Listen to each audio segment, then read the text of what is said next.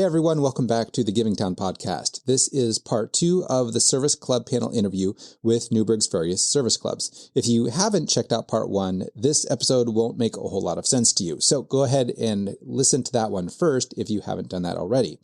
If you have already listened to the first episode, this basically just jumps right into the next question. As a recap, the panelists were all talking about their favorite service projects, and we ended with Linda Sandberg sharing that Rotary is all about community.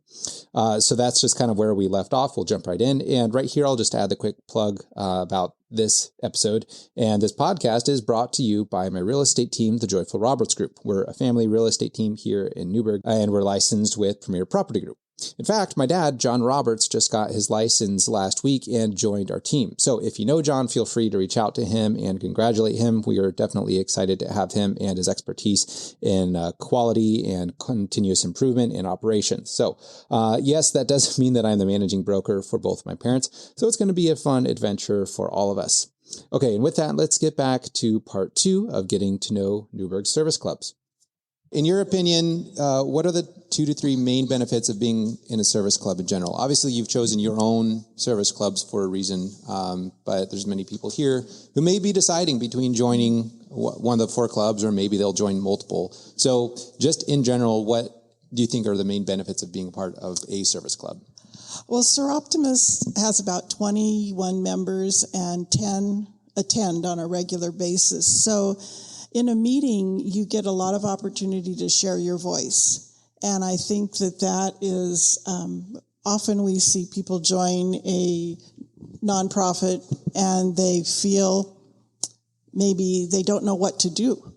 You know, they're foreign to it. I was foreign to it. I hadn't been in a club since I was in Girl Scouts. You know, and so it gives you an opportunity to learn to speak up, speak out, share experiences that you have, people you know that could use help, that kind of thing. And so your leadership ability grows. And so that will help you both on your professional level as well as your personal level. And so that's what I've enjoyed about it.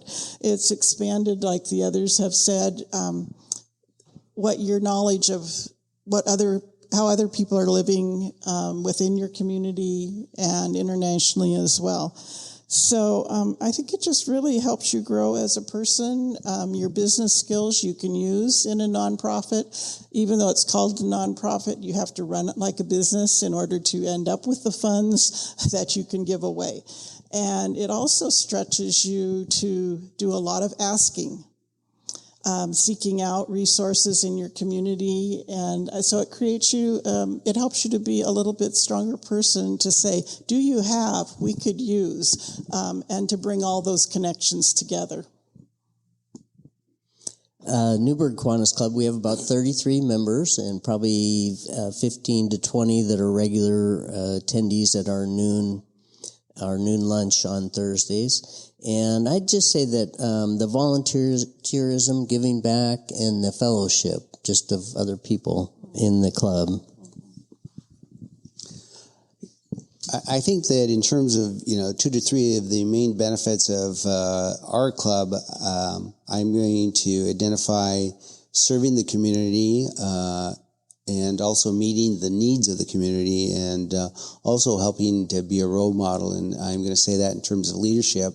I think that, at least for me, being part of Rotary is an opportunity I look forward to it every week to meet at our meetings, because you're meeting with like-minded people that have an interest in helping the community, people that are, positive, people that have great smiles like Karen, Dan, and just, wanting to do well.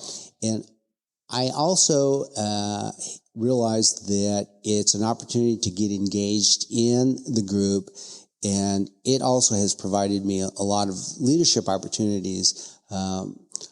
I became president of the club, and I was on the fast track. And the year that prior to becoming president, you go off to a weekend retreat of leadership, and you learn a lot of things that will help you in your year of leadership, but also just, the different projects, the things that you're involved in.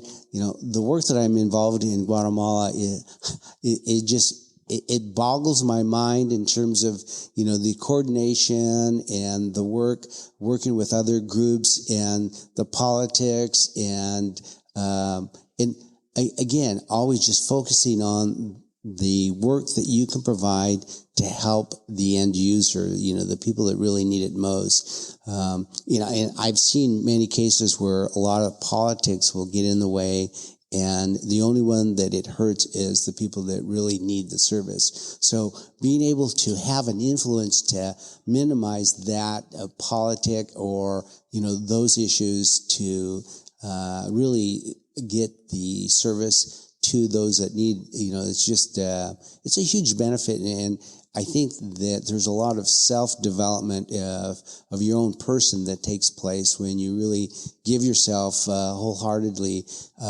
to this whole process. And as I said, there's so many different levels that you can get involved in, and you can grow with Rotary. It's unlimited. It really is. I think for me, it's a built-in way for me to serve. I'm busy. I have my own business, and our club, I'll back up. We have about 65 to 85 members. I'm on the membership committee. I should know this. But we usually have about 40 people that come at 7:00 in this building every Thursday morning, and I would love to invite you all to breakfast. But for me, it's the opportunity to learn. I'm also on the program committee, and so we have some really great programs. The Noon Club has some really great programs, but we got to talk to a gal by the name of Carrie Bates, and Carrie Bates is a swimmer, and she dealt with substance abuse. She's an Olympian, and she did that at a very young age. And for her to be able to tell her story at Rotary was very beneficial. Augie actually is here today because of the program that he gave about the work that he does internationally down in Guatemala. And so we're constantly trying to bring in speakers that really touch, move, and inspire people. For me, it's social and fun. And I think our club has a lot of fun. There's a joke that we don't sing. Back in the day, the Noon Club would sing at Rotary, which I kind of like singing, but our club never does that. I don't think you guys do that any. Nope, they don't. Yeah, they lost. Yeah, I was shocked. Yes. No one sang to me. And I think the coolest thing for me is the global reach. When we were traveling in Croatia, I called up a Rotary group, and I got to hang out with their club for cocktails. And so it's like I always have a built-in friend. And when I travel, when I go to Sun River, I go to their Rotary club. And so it just kind of gives me a way to expand my network, and that's what I like most. Thank you. So most of you have already shared an example. So this next one we'll keep to maybe 30 seconds or so of an example of one of the main ways that your club serves internationally. Our club does not serve internationally. Our funds are at about $13,000 a year. So we keep it within the community as a decision our club has made. Occasionally when there's a national disaster, our president of Soroptimists of Americas will do an outreach and see if we would like to donate to the international effort that way. So your club specifically doesn't, but Soroptimist as a whole is an international. There are clubs all over the world. So, if there was a disaster like Louisiana, the president would outreach and say, would your club like to donate funds that would go to that? But to date, our fundraising has reached a new high of about $13,000 a year. But like I said, we've chosen to keep it local. So. I think I mentioned these, the iodine deficiency disorder, maternal and neonatal tetanus, but I'm most proud of the KCCP, the Kiwanis Children's Cancer Program. I think they've just done some incredible things, and it is expanding a little bit more. We also have we support the Mount Hood Kiwanis Camp, which is a camp for adults with disabilities. It's up by Mount Hood, and I guess they're full for this year. They have about 470 campers that are going there, and we usually go spend a day to set up the cots and get the camp all ready to go too. Our club, and again, I think this is true for a lot of clubs, is that, you may organize and you're created with a certain mission in mind, and that evolves over time. And I know that our club, for the longest time, we focused only on youth services. And it wasn't until, maybe the 90s that we said, we donate occasionally to international service, but we locally want to get involved. And we grew to the point where we were able to do that with our members. And we also decided that we were going to allocate a certain percent of our budget to international service. And we've done that. And currently we have 3 major areas that we are involved internationally, and it's the Guatemala project in Antigua, Guatemala, and we serve 2 villages in the high mountains there. We also have an EMS project in Nepal, and in Nepal, people that are injured and need to get emergency services, they can't get to them because it's so remote. And we just this year we partnered up with another company that had GPS units to help the ambulance people get to these injured people. So that's just another great service. Then the third is we have been really inspired by the Interact Club that have teamed up with a group out of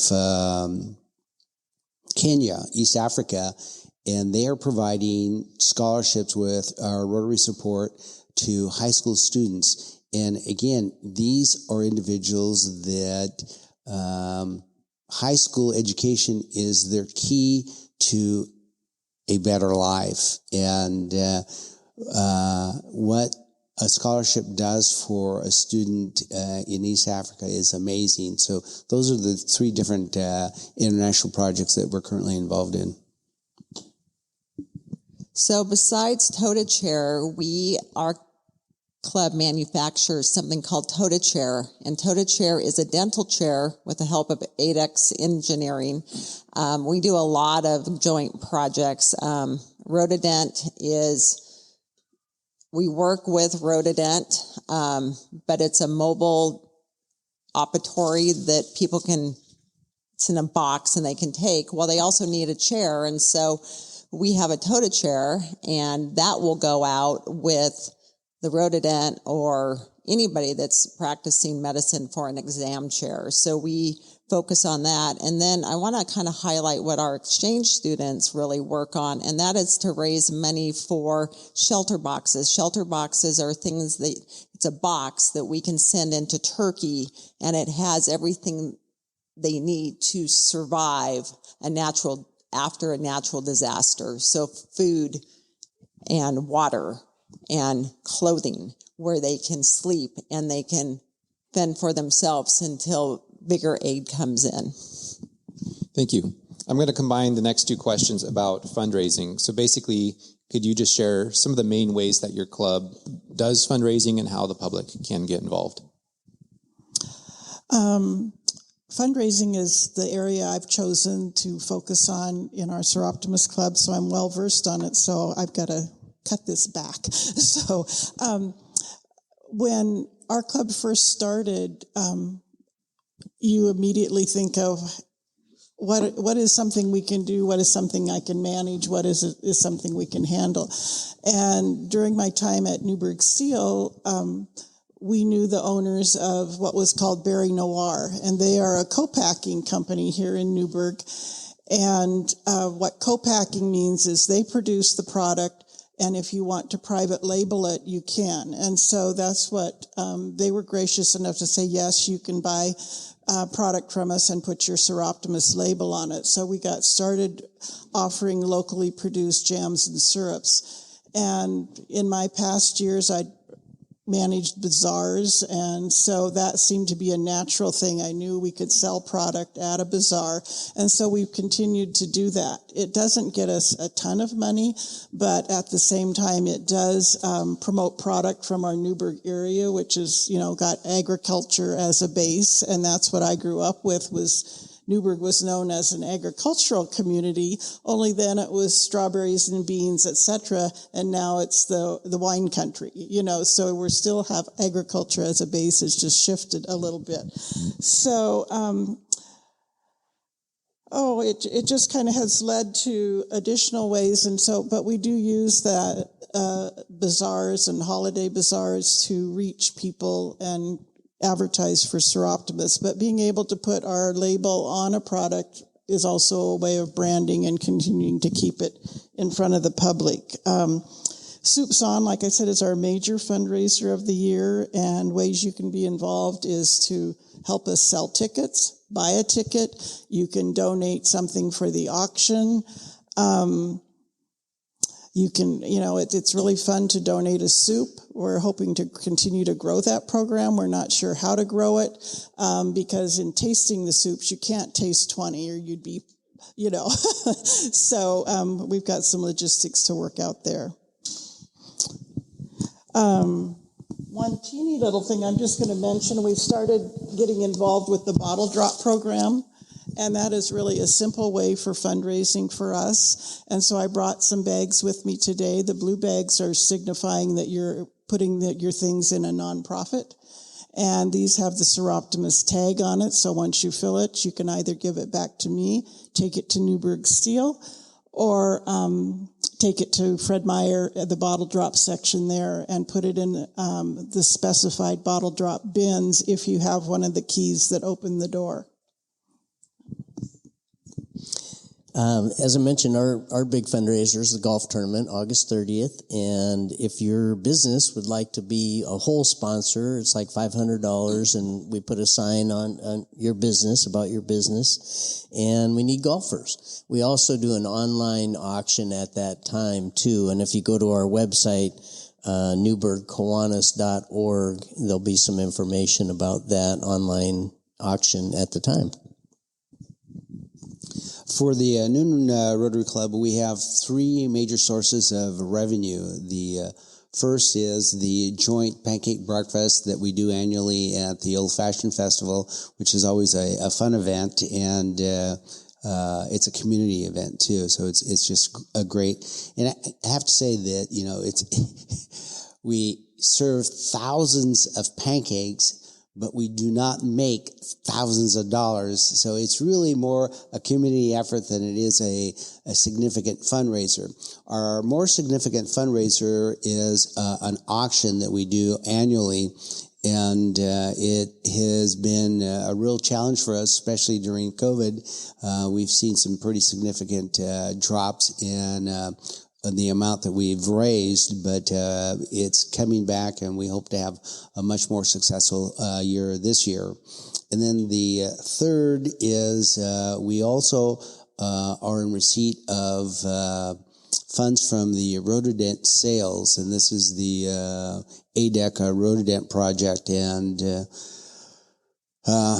we thought that that might diminish, and we've received word that ADEC wants to continue that, so we're really happy with that.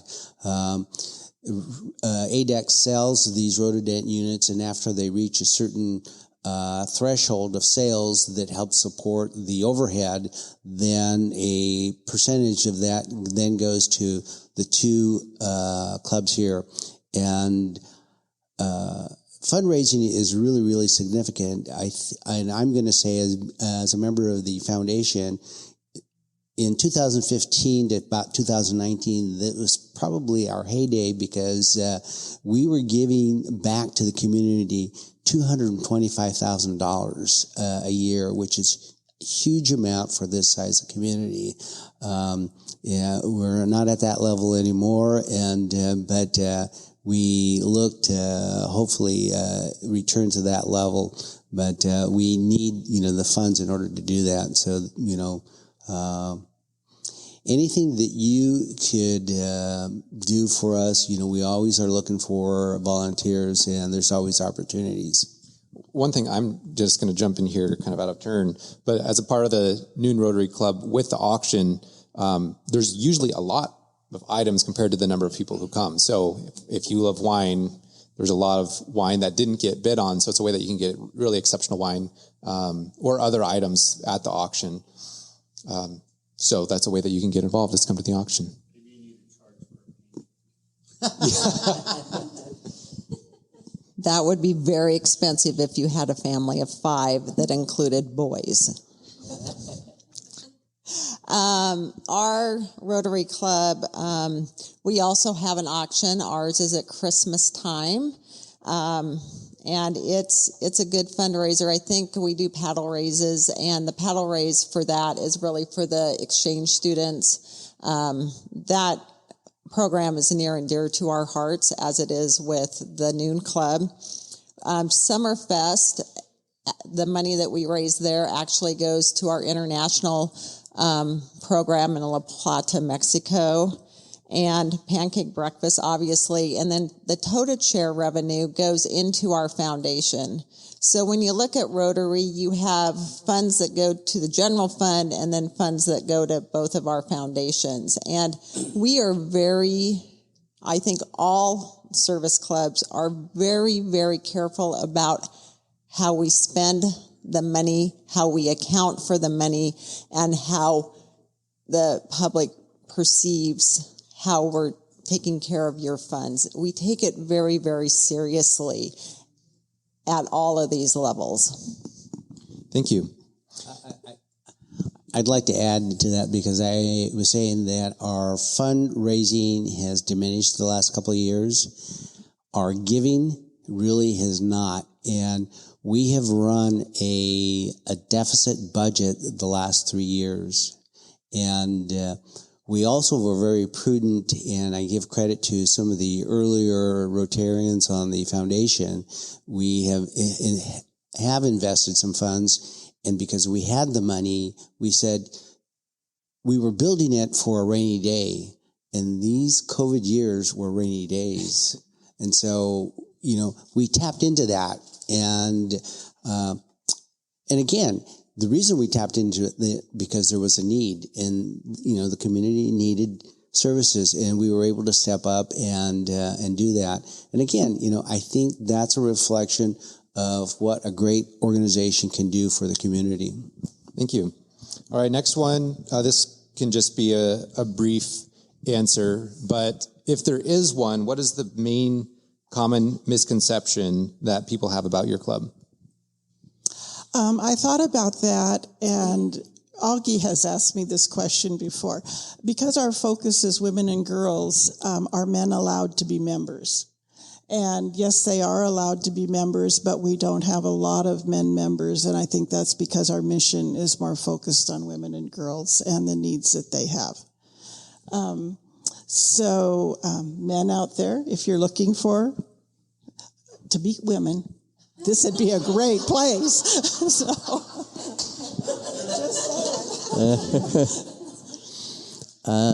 Maybe a misconception is that we're kind of an exclusive group or something, but I think one of the biggest problems is that people don't know what we do. And we would love to, we're hopefully very inviting and a fun group, and we would love to have anybody join us. What's that? Sure. I think that's probably a very common misperception for most groups is that it's a special group that does a special service and it only allows special people in it. And I can say for Rotary, if they let me in, they can let all of you guys in. That's true. I think with Rotary, there is a misconception that you have to be in management. You have to be the business owner or the president of an organization. And back in the day, that was the case. You also had to be a man. But that changed in the mid-'80s, and that was when I was working for Junior Achievement, and a lot of the clubs did not allow women in, but they would let me speak about Junior Achievement. And so we are growing. I think Rotary in general, the number of females is definitely growing, and females are becoming more part of the leadership fabric of Rotary. And we really just are here to serve, and we want, if you love service and you love your community and you like to have friends, then we might be that club. And if you love early mornings, obviously. Scott, not so much. That's why he's a noon club person. Can you speak to one of the misconceptions of Rotary about maybe a minimum age in the high double digits? Is there a minimum age that you have to be? It's not rich old men eating out anymore. It's not Romeo's, right? So it's... No. Young people can join young professionals. It's not limited to 50 and older, 40 and older. Yes. Alex she has grown up in Rotary, and she has brought a lot of young people into specifically our club. And I think with Rotaract and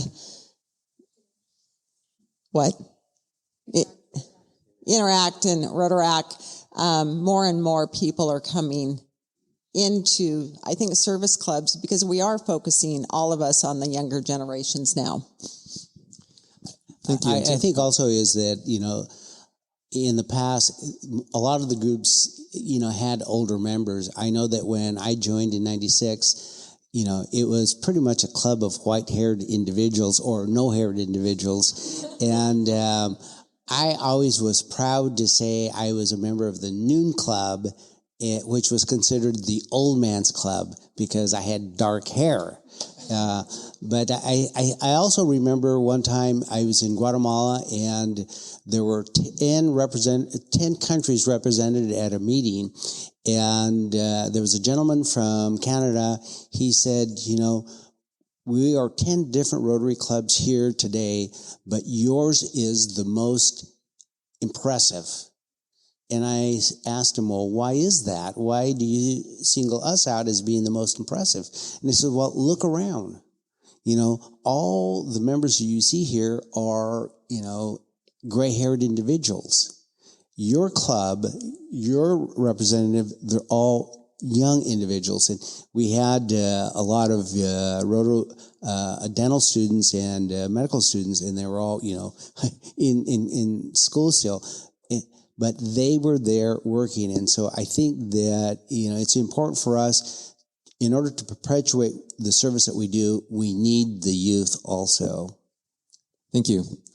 Next one is, who is the ideal person that you would want to join your club, and how do you actively recruit new members? Gosh, I thought about this quite a while, what to say. Everyone's an individual, and if your heart is in the right location that you want to reach out to people and help, there is room for you in any of the clubs that are represented here this morning. So I think it's if you have the right mindset and the right heart and the right attitude, you're welcome to come, and you will find a spot of where your gifts and what experiences you've had in the past, that you'll be able to share them and put them to use. It also gives you a chance to explore things that maybe you have never done before. But in speaking to wanting younger members, I struggle with all kinds of computer skills. And I know the young adults in the world were raised with that. And so they don't have trouble attaching this to that and that to that and moving it all around and then shipping it off somewhere. And so that I realize that's a need our club has. If you like working with numbers, we always need a treasurer because those men are harder to find, and I know Augie's been treasurer at Rotary for a long, long time, and it's really hard, but, you don't have to have a lot of money, which I think, if you have time, we can put it to use. Most of the clubs have a membership fee, and so I was going to launch into the next one. Our annual membership fee is $142, and about $40 of that stays locally to manage our club, the operation ends of things, and the rest goes to our Soroptimists of Americas, and they provide general liability insurance that covers us at our events.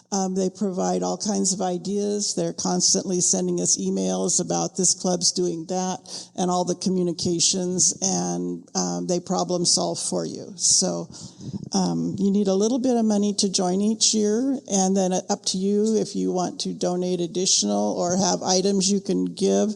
You just base that on what you have available in your own household. Thank you, Jackie. Yeah, and you can all go ahead and tag on to that. So in addition to who the ideal person might be and what you do to recruit, just share the time and financial commitment for anyone who might join. Okay. Yes. Anybody who has a heart for service, and especially for children. When I add to the last one too, really COVID was really tough on our K-Kids programs. We used to have K-Kids in 4 of the 6 elementary schools here in Newberg. And we're struggling to get those back up and running. And so we would love to have actually some parents of children in those schools and that could help us get those up and running again. The last 3 years, we've done a lot to support St. Paul, too. We have a Key Club there at St. Paul High School and a K-Kids Club now at St. Paul Elementary School. They have their meeting tomorrow morning. Our dues are $175 a year, and if you're in a business, oftentimes your business will pay that. We meet every Thursday, but you certainly don't have to come every Thursday for lunch, and we're not quite as big as Rotary, so we don't have Bon Appetit, but we just kind of rotate between Nara Teriyaki, Odmo's Pizza. We just have different local restaurants that we get lunch from, and that's about $8 to $10 per person per Thursday. I think we all have certain aspirations of wanting to be the best person that we can be, and we look for ways to achieve that. And I think that, any and all of these social groups in the community are ways to do that. And I know that that's been the case for me, and I think that it just means that you have to check out the organization and see how it can help you be the best that you can be. And we ourselves at our Rotary Club, we are trying to recruit individuals, and they say there's never a free lunch, but on the contrary, we offer you a free lunch. And we have a new program where we try to invite people to come to our meetings for a free lunch and just meet some of the other individuals to see what Rotary is all about. So if you are ever interested in a free lunch, I have a ticket for you. We're basically all looking for the same type of individuals, but I would really, really encourage you to not make I want to go to Rotary, I want to become a Rotarian. It took me about 3 years, believe it or not, to decide that I wanted to become a Rotarian, and I would really encourage you to go to different service clubs multiple times and sit with it, because I think I've seen members jump in and then they're like, holy cow, what am I doing? And so take your time and really look at the various clubs. We're $60 a quarter or $240 a year, and you have the option to buy breakfast or not. Thank you. Nagi, did you mention the dues? No, I didn't, and I didn't do that purposely. Our dues, I believe, are in the neighborhood of about $700 a year. And again, sometimes your business or your company will sponsor that. That also includes lunch for each of those meetings. We also have a program where people, if that is too much, we have some scholarships that are available to assist with that. And for people who want to really learn about all the great things that we do in the community, we have a special program. It's called Friends of Rotary. And basically, you can be a Rotarian without having to pay any dues. You're not a member, a voting member of the club, but you get to participate. And more specifically, you get to participate in all the projects that we are currently having at that point in time. So it is another way to get involved to see if Rotary is a good match for you. Thank you. And to be clear, not everyone has to pay for lunch, so you can get an exception, correct, which is in the neighborhood of how much? So what would it be without the lunches? I think lunch is about $10, so 10 times 50 is, So it's in the neighborhood of about $200 if you don't do the lunches. Okay, thank you. All right, last question here. What are other... Oh. Jackie didn't get to say how often. How often do you guys meet? We meet once a month, Thursday nights at 6:00 at First Federal Community Room. And we're not as sophisticated. We just take turns bringing snacks. So it gets you through the dinner hour. So Thank you. And I would encourage all of you to go to at least one time to all the different clubs at some point in the next few months, like Linda was saying, just to try that out. Last question here. What are some other ways that the community can get involved with your club? And now we're just about at the end of time, so try to make this one brief if you could. Thank you. I've kind of touched on them, but a major one would be is if you work for a company that would like to sponsor our Soups On, we would love to grow our sponsorships. And so, say, for example, I'll pick on Pam because I know her the best. She works for Edward Jones. She might go to Heath and say, gosh, would you like to help be a sponsor for Soups On? And the cost is anywhere from $250 to $2,000. It'll get you four free tickets to come into Soups On that you can share with your employees. It'll get you some advertising. Your name will be on the program. And that's how our sponsorships work. And I think they work similarly for all of you. But that's an area we would like to grow, is if you could work with your employer, or that would be awesome. Today we're going to give away a couple of our products. We've associated with Lucky Dutch, and they are now packaging our scone mix for us. And so we'll have a drawing and then a jar of jam to eat with your scones. So buying those products when we're at a bazaar for the holidays would be awesome. Or even if you need some corporate gifts. Say, for example, you're going to have a meeting and you would like to take something from your area and share it. We've done that for like Lewis Audio Video. They have a holiday party and so they ordered 30 scone mixes to especially have to give to their employees. So, she also has shipping boxes. I always ship stuff every year to my relatives out of state because they love Oregon products, and it's really a good deal. Yeah, so it includes hazelnuts and then some spices out of Medford, Oregon, so you can mix and match and make your own kind of gift boxes. So I think, and then like I said, we'd love to have you take some bottle drop things. I mean, these are just easy fundraiser. For some of that stuff, or do you come by the club? Website. Is there a website for that? There is a website. Yes, SICV, Soroptimists International of Chehalem Valley. So it's sicv.org. And I'm hoping to pass out all these things so you can take home some written information and reference. Thanks. I did just want to mention really quickly one other program that we have Thursday at our meeting. We have a Terrific Kid. So every school, elementary and middle school, picks a terrific kid, and they bring them to our meeting, and the principal or the teacher talks about that. And yep, it's an awesome program. Yeah, we love that. Terrific Mom.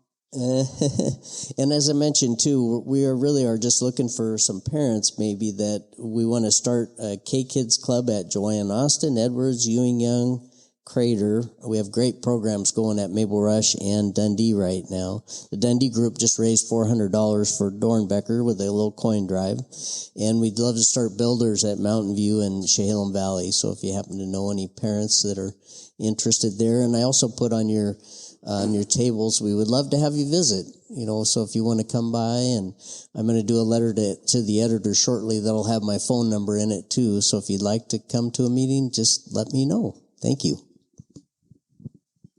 Well, I have to say that if you want to help, you can be a volunteer. We have a lot of different projects, and that's a great way to meet a lot of wonderful people in the community and also to be involved in a service project. And as I mentioned, you can also become a friend of Rotary, without membership. And also, if you want to help, we also are open to receiving any kind of financial contribution that you would like to make to the work that we do. And Jackie's going to give out, a wonderful gift, and I'm here without anything, but what my promise is I'm going to give a stack of free lunch cards to Linda for each of you so that you'll have an opportunity to come visit the Rotary Noon Club. And I will give you guys a stack of breakfast things as well, which I don't have today, but Your meals are covered for the week, I guess. yeah, meals are covered. But I just really want to say thank you for all of you guys. This was the first time that we have ever done this with Leadership Chehalem Valley. And really just get involved. And I will follow up in an email to all of you with all of our emails and phone numbers, as well as when the various clubs meet, so you can engage. And please, if you want to go, to Rotary or whatever, take a buddy with you. It's always more fun if you're going into a strange place to take another person from your cohort with you. Well, thank you, everyone. It's been great learning more about you all. I hope this was valuable for all of you all listening. This will become an episode on the Giving Town podcast, so Linda can send that out as well when it is published.